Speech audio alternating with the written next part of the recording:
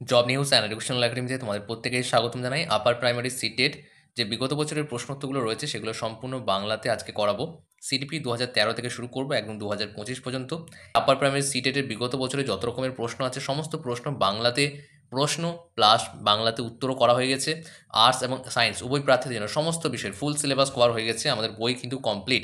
তোমরা যারা বইগুলো নিতে চাও, এই আপার প্রাইমারি সিটেটের বিগত বছরের প্রশ্নোত্তরের বই তোমরা অবশ্যই এখানে যে নাম্বারটা তুমি দেখতে পাচ্ছ এই নাম্বারে তুমি হোয়াটসঅ্যাপে মেসেজ করে রাখো আপার প্রাইমারি সিটেড বুক বলে, তাহলে বিজ্ঞানের 3টে বই পলিটি, হিস্টোরি, জিওগ্রাফি তৈরি হয়ে গেছে, ওগুলো নিতে পারো। দেখো আজকের প্রথম প্রশ্ন কি বলা হয়েছে, তুমি যে প্রশ্নগুলো দেখতে পাচ্ছ এগুলো আমাদের বই থেকে নেওয়া হয়েছে। আপার প্রাইমারি সিটেড বিগত 12 বছরের প্রশ্ন উত্তর কালেক্ট করা হয়েছে, শুধু সিডিপি নেই, সমস্ত কিছু রয়েছে, অঙ্ক রয়েছে, ইংরেজি রয়েছে, সোশ্যাল স্টাডি রয়েছে, সমস্ত কিছু ইনক্লুড রয়েছে, পুরো সিলেবাস ইনক্লুড রয়েছে। অনেক সময় লেগেছে আমাদের বইটা তৈরি করতে। তোমরা যারা বইটা পারচেস করতে চাও আগে যে নাম্বারটা দেখালাম ওই নাম্বারে হোয়াটসঅ্যাপে মেসেজ করে রাখো। দেখো প্রথম প্রশ্ন কি বলা হয়েছে, মাল্টিপল ইন্টেলিজেন্স তথ্যের একটি সাধারণ সমালোচনা কোনটি? দেখো মাল্টিপল ইন্টেলিজেন্স শিক্ষার্থীদের প্রবণতা বুঝতে সাহায্য করে, এটি শিক্ষার্থীদের ব্যবহারিক বুদ্ধি আবিষ্কারে সহায়ক, নাকি এর পক্ষে অনেক বৈজ্ঞানিক প্রমাণ রয়েছে, নাকি এটি আসলে প্রতিভা মাত্র পূর্ণাঙ্গ বুদ্ধিমত্তা নয়? তোমরা নিজেরা চেষ্টা করো। 11টি প্রশ্ন নিয়েছি, তোমাদের কমেন্ট এবং লাইক যদি ভালো পাই তাহলে এই ক্লাসটা কন্টিনিউ করা হবে। দেখো 11টি প্রশ্নের মধ্যে কত পাচ্ছ আমাকে কমেন্ট করে তুমি অবশ্যই জানাবে।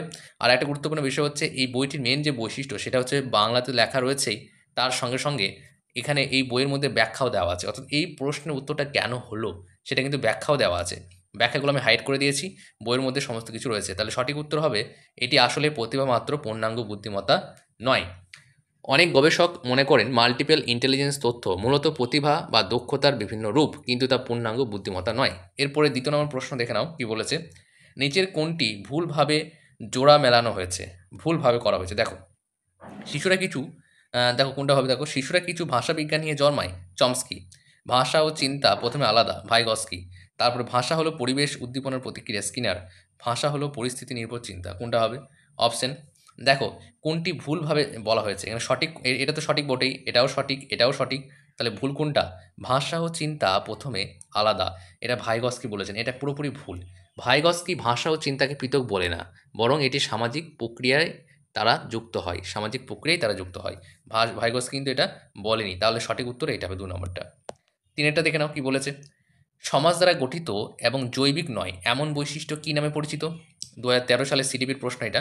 ধীরে ধীরে আমি সোশ্যাল স্টাডিজ প্রশ্ন নিয়ে আসবো, তোমাদের যত রকম প্রশ্ন আছে একটা আপার প্রাইমারি পুরো সিলেবাসের সমস্ত কিছু করাবো। দেখো সমাজ দ্বারা গঠিত এবং জৈবিক নয় এমন বৈশিষ্ট্য কী নামে পরিচিত? জেন্ডার রোল অ্যাটিটিউড, নাকি জেন্ডার রোল স্ট্রেন, নাকি gender role stereotype, gender role diagnosticity? তাহলে কোনটা সঠিক উত্তর হবে? সঠিক উত্তরটি বলো তোমরা প্রত্যেকে চেষ্টা করো। এটা সঠিক উত্তর হবে জেন্ডার রোল স্টেরিওটাইপ। ব্যাখ্যাটা আমি বলে দিচ্ছি কেন। তার কারণ হচ্ছে জেন্ডার রোল স্টেরিওটাইপ সমাজ কর্তৃক তৈরি, জৈবিক নয়, সেই জন্য। তারপরে তারপরে দেখো শেষের সর্বোচ্চ ফল পেতে কোন কৌশল বেশি কার্যকর? তোমরা নিজেরা পড়ো এবং বলো কোনটা সঠিক উত্তর হবে। দেখো শিক্ষক নিজ ও শিক্ষার্থীর কগনিটিভ স্টাইল বুঝে নেবেন, এর ফলে কি হবে? নাকি সব শিক্ষার্থীকে একই স্টাইলে শেখাবেন, এটা তো হবেই না। দেখো বিভিন্ন ভিন্ন সংস্কৃতির শিক্ষার্থীদের আলাদা রাখবেন, এটা তো হবে না, এটা উচিত নয়। তারপর ইন্ডিভিজুয়াল ডিফারেন্স দূর করতে একই রকম ছাত্রদের জোড়া বানাবেন, একদমই ভুল। তাহলে সঠিক উত্তর কোনটা হবে? 4-এর সঠিক উত্তর হবে অপশন নাম্বার 1-এরটা। কেন হবে? এটা তো ইম্পর্টেন্ট। তার কারণ হচ্ছে শিক্ষার্থীদের কগনিটিভ স্টাইল অনুযায়ী শিক্ষা পদ্ধতি সবথেকে বেশি কার্যকর। আমরা কি বলেছে, অ্যাসেসমেন্ট অ্যাজ লার্নিং নয় বলেছে, খুব ইম্পর্টেন্ট, নয় বলেছে। কোনটা হবে দেখো তো, পরীক্ষা দিয়ে ঝুঁকি নেওয়ার জন্য নিরাপদ পরিবেশ তৈরি করা, এটা তো হবে না। শিক্ষার্থীদের প্রতিফলন তৈরি করতে উৎসাহ দেওয়া, এটা তো হবে না। অভ্যন্তরীণ প্রতিক্রিয়া নেওয়ার জন্য অনুপ্রাণিত করতে, এটা তো হবে না। শিক্ষার্থীদের যত বেশি সম্ভব পরীক্ষা নেওয়া, এটা হবে, যেহেতু নয় বলেছে। এর শিক্ষার্থীদের যত বেশি সম্ভব পরীক্ষা নেওয়া, এটা এটা হচ্ছে তোমার অ্যাসেসমেন্ট অফ অফ লার্নিং, ঠিক আছে, মনে রাখবে, খুব ইম্পর্টেন্ট। একজন রাঁধুনি রান্নার সময় খাবার চোখে দেখলে সেটি কোন মূল্যায়নের সমতুল্য? খুব ইম্পর্টেন্ট প্রশ্ন, সিটেট 2013 সিটিপি। দেখো কোনটা হবে বলো, ছয়টা। অ্যাসেসমেন্ট অফ লার্নিং হবে, নাকি ফর হবে, নাকি অ্যাজ হবে, নাকি অ্যান্ড হবে? এটা হবে তোমার ফর, ঠিক আছে। মনে রাখবে এরকম যদি কোনো প্রশ্ন থাকে তাহলে সেটার উত্তর কী হবে? 6-এর উত্তর হবে 2, অ্যাসেসমেন্ট ফর লার্নিং। কেন বলছি? তার কারণ হচ্ছে দেখো রান্নার সময় চোখে দেখে মানে শেখার সময় মূল্যায়ন করছে, এটি অ্যাসেসমেন্ট ফর লার্নিং হবে। তারপরে দেখো 7 নম্বর, ডিফারেন্সিয়েটেড ইনস্ট্রাকশন বলতে কী বোঝায়? শিক্ষার্থীদের চাহিদা অনুযায়ী বিভিন্ন ধরনের দল তৈরি করা, নাকি এখানে তোমার প্রতিটি শিক্ষার্থীর জন্য আলাদা কাজ দেওয়া, নাকি বিশৃঙ্খল শিক্ষার্থীদের জন্য নির্দিষ্ট কার্যকলাপ করানো, নাকি একই ধরনের দলই সবসময় ব্যবহার করা? ডিফারেন্সিয়েটেড ইনস্ট্রাকশন মানে পৃথক, যেটা বলছে শিক্ষার্থীর চাহিদা অনুযায়ী, এটা হবে সঠিক উত্তর। শিক্ষার্থীদের চাহিদা অনুযায়ী 7 নম্বরটা সঠিক, 7-এর 1-একটা। মানে কি, ভিন্ন ভিন্ন দলের বা পদ্ধতি ব্যবহার করতে হবে। তারপরে ৮ নাম্বার দেখো, ভাষাগতভাবে বৈচিত্র্যময় শ্রেণীকক্ষে শিক্ষার্থীর মূল্যায়নের আগে কি করবেন? দেখো এগুলো সব ইংরেজিতে ছিল। সিটেটের সব ইংলিশে থাকে সিটিপি। এছাড়া সমস্ত বিষয় আমি বাংলাতে ট্রান্সলেট করে দিয়েছি।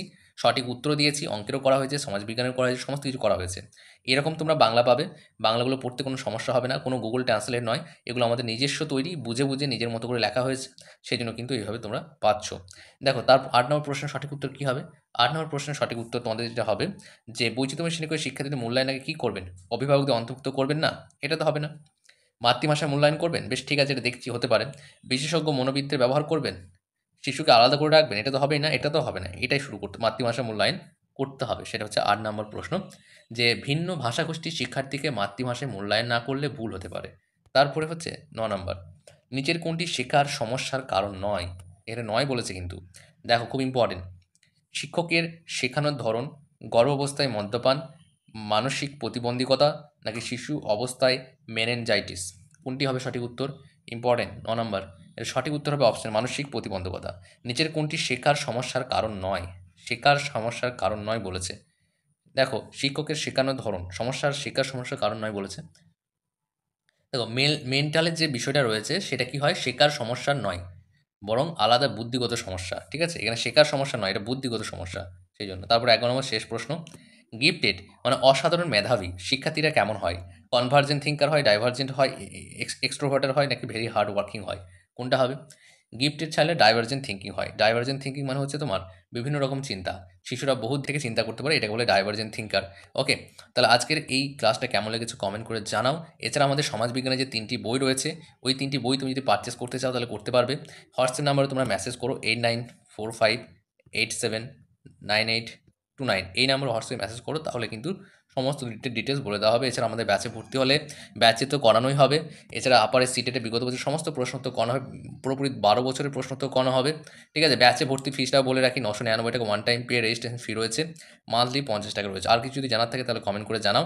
এছাড়া একটু আগে যে নাম্বারটা বললাম সেই নাম্বারে মেসেজ করতে পারো।